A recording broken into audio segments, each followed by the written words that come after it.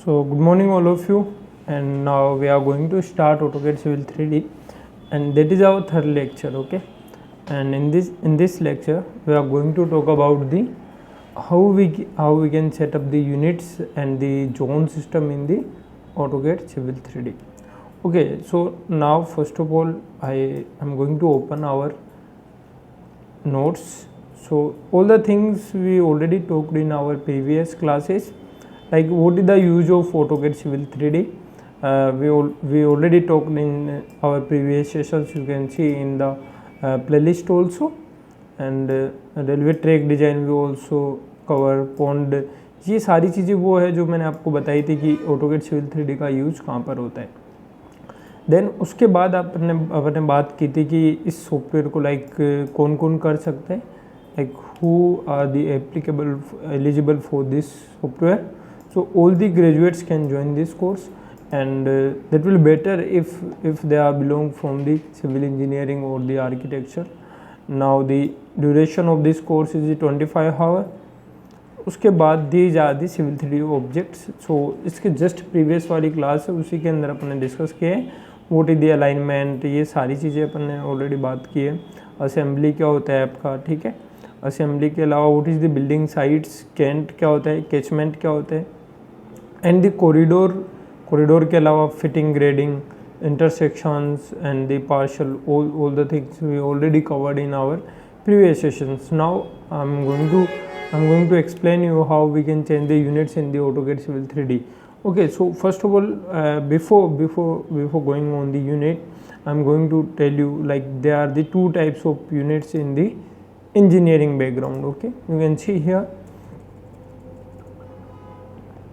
I'm going to talk about the length units. Okay, so these are the two types of the length unit.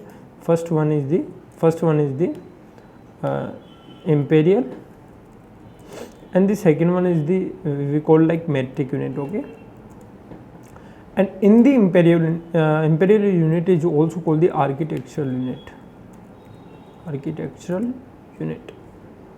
Now in the imperial unit आप जो इसके अंदर आते हैं वो आपके ये इंच हो गया, फिट हो गया, यार्ड हो गया, बीघा, ये सारी चीज़ें इसके अंदर आती है. नाउ दी मेट्रिक के अंदर एक्चुअली क्या है कि आपका mm हो गया, मीटर हो गया, ठीक है, और ये सारा किलोमीटर हो गया, ये सारा चीज़ इसके अंदर आता है ना. थोड़ा सा आपको यूनिट कन्वर्जन भी थोड़ा बहुत आपको पता होना चाहिए before starting any software. So unit conversion का मतलब है कि आपको ये पता होना चाहिए like how much inches are there in the 1 feet.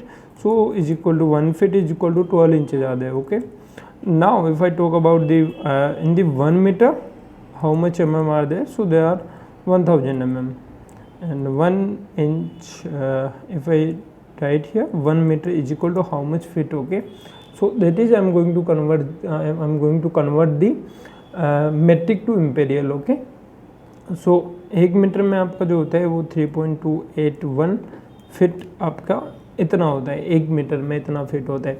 अब इसके बाद अगर मैं बात करूँ कि लाइक आपका 1 इंच में कितना mm होता है, तो 1 इंच में आपका होता है 25.4 mm. तो ये सारा थोड़ा बहुत मैंने यहाँ पे लिखा है, आपको पता होना चाहिए, बेसिक है. Okay, now I am going to set the units in the AutoCAD Civil 3D. आपको इस तरीके से जहाँ पे यहाँ पे सिंबल दिख रहा है आपको डिस्प्ले पे, ये वाला सिंबल आप देख सकते हैं. Just a second, this one. तो ये आइकन है, ठीक है. आपका AutoCAD जब भी आप ओपन करेंगे Civil 3D को, तो यहाँ पे आपको आइकन विजिबल होगा ये वाला. When U double click on this icon your software will be open. तो अगर मैं इस आइकन पे डबल क्लिक करूँगा तो मेरा सॉफ्टवेयर ओपन होगा, और सॉफ्टवेयर ओपन होगा तब आपको इस तरह की आपको डिस्प्ले विजिबल होगी. इस डिस्प्ले के बारे में we already talk in our previous session. आपको फर्स्ट लेक्चर में मैंने आपको सारा कुछ बताया था कि इसके अंदर आपको क्या क्या चीज़ें मिलती है. जैसे कि यहाँ पे पॉइंट्स के बारे में मैंने आपको बताया था, सरफेस, ये ऑब्जेक्ट स्टाइल्स आपके ना. तो ये यहाँ से अपने हर एक चीज़ के बारे में बात की थी अपने लेक्चर्स के अंदर कि ये क्या क्या होता है यहाँ पे. फिर अपन ने उसके बाद में नेविगेशन बार हो गया, है ना, ये सारे आपने यहाँ पे व्यू मैनेजर वगैरह सबके बारे में डिस्कस किया था. इन सब के बारे में अपन ने बात की थी। यहाँ से कमांड लाइन है, इसके बारे में भी आपने बात की थी, मैंने बताया था कि कमांड लाइन का यूज क्या है। Now I already told you that the how we can switch the AutoCAD to AutoCAD Civil 3D from here. तो इसमें क्या होता है, देखो आपको एक बहुत ही इंपॉर्टेंट चीज़ बता दूं मैं आपको। देखो अगर आप लोग AutoCAD Civil 3D यूज कर रहे हैं तो आपको AutoCAD दोबारा से इंस्टॉल करने की ज़रूरत नहीं है।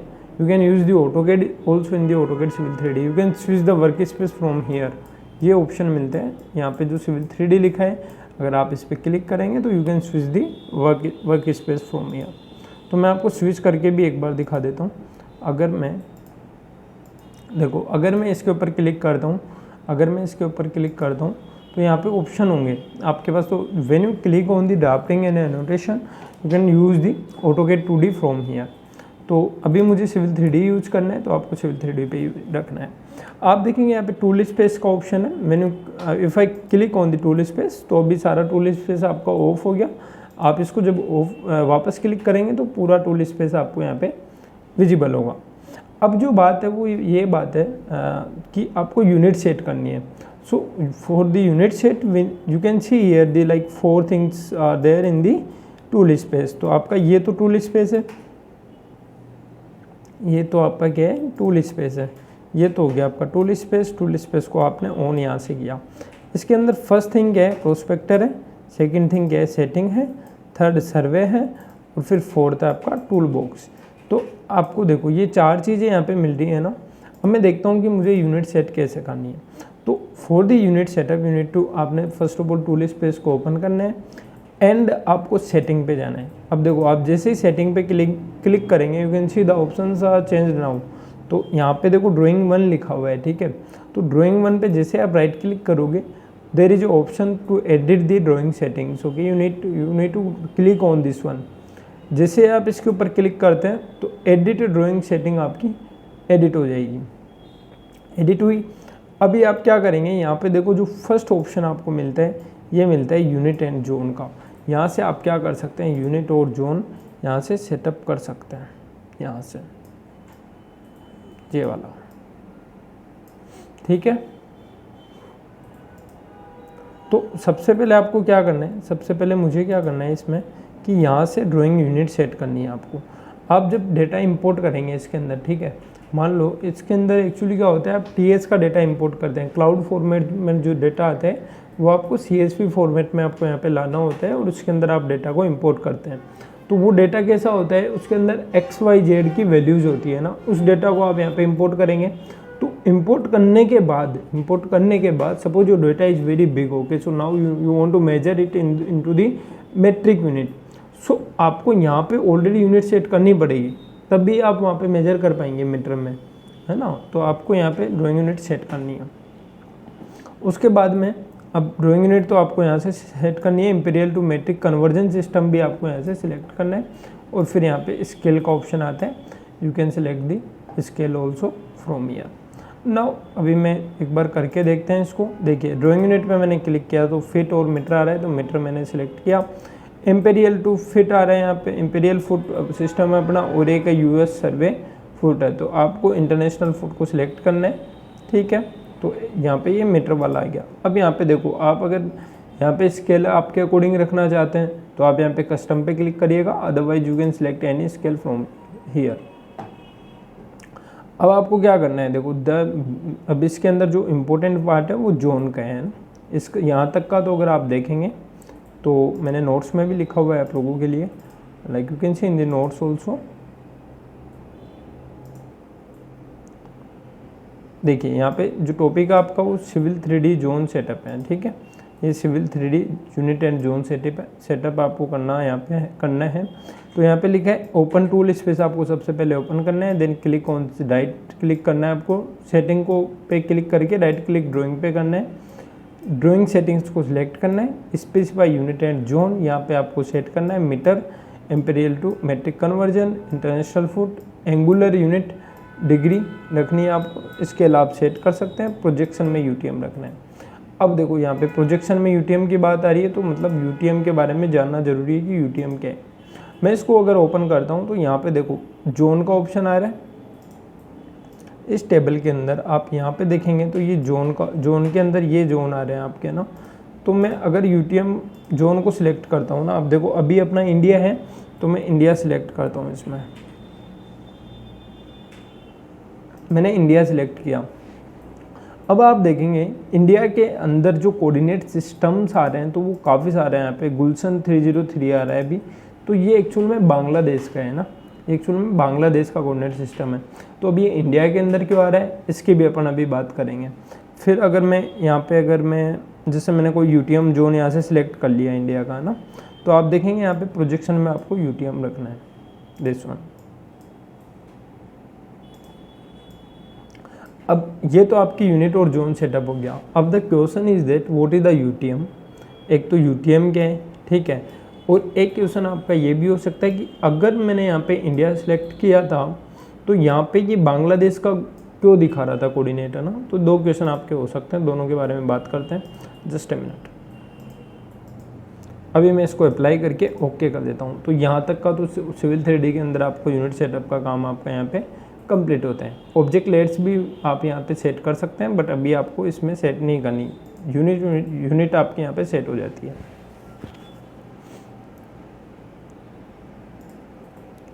अब मैं आपको एक बार ये दिखा देता हूँ कि यूटीएम क्या होता है और वहाँ पे बांग्लादेश का क्यों आ रहा था।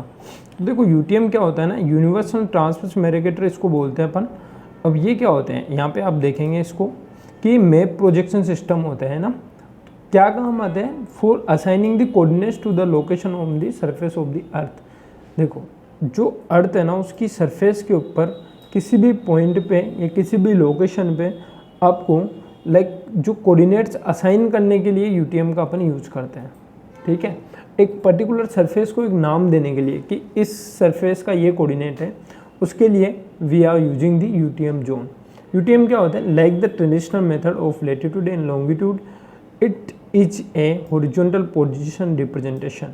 तो क्या करता है ये हॉरिजॉन्टली पोजीशन को रिप्रेजेंट करते हैं, है ना, अर्थ सरफेस की को, which means it ignores altitude and treats the earth as a perfect ellipsoid. ये इस चीज़ को इग्नोर कर रहा है कि अर्थ मतलब गोल है या फिर कैसी भी है। इसने क्या कहा कि बिल्कुल हॉरिजॉन्टल मान के फिर उसको डिवाइड कर देता है। अभी मैं आपको एक फ़ोटो दिखाऊंगा, उससे बिल्कुल आपको क्लियर हो जाएगा ये ना। तो ये ही आपका यूटीएम होता है। यूटीएम अब आपको समझ में आ गया होगा। तो ये रिप्रेजेंट करता है अपने लोकेशन को अर्थ सरफेस के ऊपर, ठीक है। यहाँ पे जैसे आप लिखा है कि the parameters vary by nation और रीजन और मैपिंग सिस्टम। ऑब्वियस सी बात है कि ये वेरी करेंगे, है ना। तो अभी मैं आपको एक पिक्चर दिखा देता हूँ। आई थिंक यूटीएम आपका क्लियर हो गया होगा। अब एक चीज़ है कि वहाँ पे बांग्लादेश का क्यों आ रहा था, है ना। अपना यूटीएम जोन तो आपने इंडिया का सिलेक्ट किया, बट वहाँ पे बांग्लादेश का क्यों शो कर रहा था। तो उसके लिए मैं आपको दिखाता हूँ एक पिक्चर, जिससे आपको सारा यूटीएम का जो कॉन्सेप्ट है वो क्लियर हो जाएगा।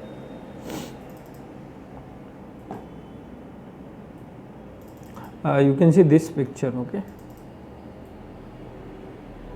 just a minute.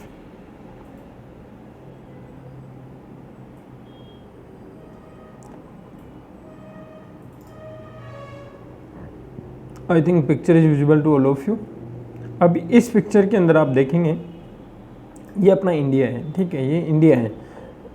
अभी आप देखेंगे इंडिया जो लाई कर रहे हैं ना, यहाँ से देखो जोन आपका स्टार्ट हो गया, जस्ट ए मिनट, यहाँ से आपका जोन स्टार्ट हुआ और यहाँ तक आपका इंडिया आ रहा है, इस जोन तक।